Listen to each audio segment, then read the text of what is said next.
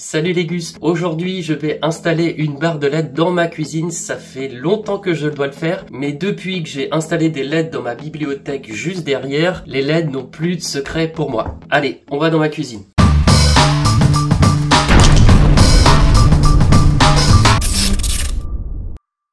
Alors, me voilà dans ma cuisine et ce que je veux faire, c'est mettre une barre de LED juste en dessous des meubles hauts sur tout le long, là, et qui seront activables par cet interrupteur qui est juste là. Cet interrupteur, il est déjà branché, les câbles passent déjà dedans, dans une gaine qui remonte tout là-haut et dont les câbles sortent juste au-dessus. Là, je sais pas si on les voit. Donc, dans ce que j'ai à faire, c'est en haut, poser une boîte de dérivation, faire une rallonge qui va courir tout le long jusque là-bas, redescendre parce qu'il y a une petite ouverture. Et d'ici, je brancherai mes LED qui feront tout le long jusque là. Maintenant, quel matos il faut acheter? Le premier élément, c'est ma boîte de dérivation dans laquelle je vais faire mes branchements pour que ce soit bien propre. À partir de celle-ci, je vais raccorder un transformateur. Donc celui-ci est fait pour du 24 volts 30 watts, ce qui correspond au LED que j'ai acheté. J'y reviens. Ensuite, pour faire tout mon parcours de fil, j'ai acheté tout simplement un câble de rallonge comme ceci. Là, je crois que j'ai 20 mètres, donc je suis tranquille puisque j'ai besoin a priori de 4 mètres. Ensuite, ce câble, je vais le brancher à un connecteur et sur ce connecteur, je vais aussi relier ma bande LED. Je vais simplement le clipser dessus. Et pour pas que ce soit moche, c'est-à-dire ne pas avoir juste une bande LED qu'on voit trop, je vais fixer des profilés en alu que j'ai acheté, des profilés d'angle dans lequel je vais insérer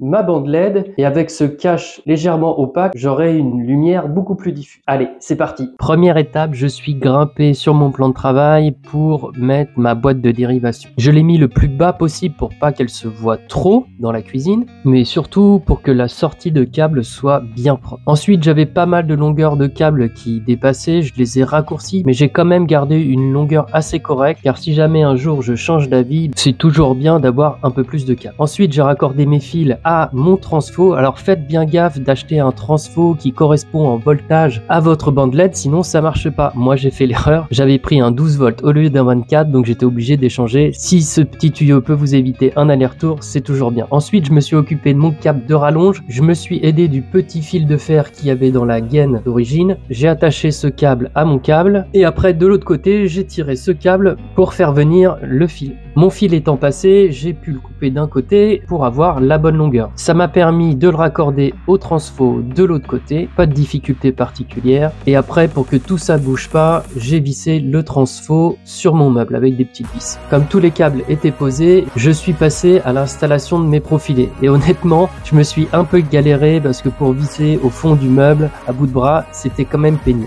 Mais bon, j'y suis arrivé quand même. L'installation est super simple, on met des clips et après, on emboîte notre profilé dedans. Les profilés font 1 mètre. Moi, j'avais besoin de 3,80 m, donc j'ai dû couper un profilé sur 20 cm pour faire en sorte que la barre de LED s'étende bien sur tout le long du mur. Voilà, tout est installé. Maintenant, il n'y a plus qu'à mettre la bande LED. Ce qui était pratique sur celle que j'ai achetée, c'est qu'il y avait un côté autocollant, donc j'ai pu la mettre au fur et à mesure en retirant ce petit scotch bleu pour arriver jusqu'au bout. Maintenant, pour rattacher ma LED et mon câble, j'ai utilisé un petit connecteur. D'un côté, on clipse sur la bande LED en faisant attention que la bande LED est bien enfoncée jusqu'au fond, et de l'autre côté, on passe le câble rouge et noir et faites bien d'attention parce qu'il y a un sens pour brancher, vous faites pas avoir, sinon ça marchera pas. Voilà, maintenant que tout est posé, sur mon profilé je mets le petit cache opaque qui me permet de diffuser la lumière plutôt que d'avoir une lumière brute. Pareil, ça se clipse assez facilement, c'est assez souple, il faut juste faire attention à bien faire les raccords afin qu'ils soient pas visibles. Et voilà, plus qu'à cacher les câbles et normalement on est beau.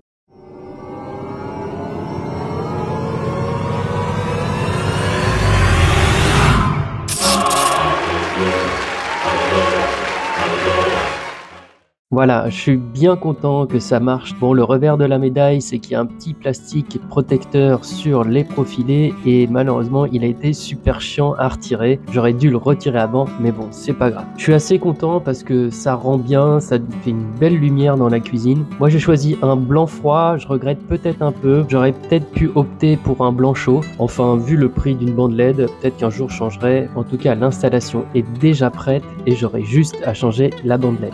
Voilà, installer une barre de LED, c'est pas compliqué, il suffit juste de savoir par où commencer. Donc j'espère que cette petite vidéo vous aura aidé si vous aussi, chez vous, vous installez une barre de LED. N'hésitez pas à liker cette vidéo et de vous abonner, ça fait toujours plaisir parce que si je veux devenir millionnaire, ce sera grâce à vous. Il y a peu de chances que je devienne millionnaire en fait. Allez, je vous donne rendez-vous pour la prochaine vidéo et de nouvelles aventures. Allez, ciao!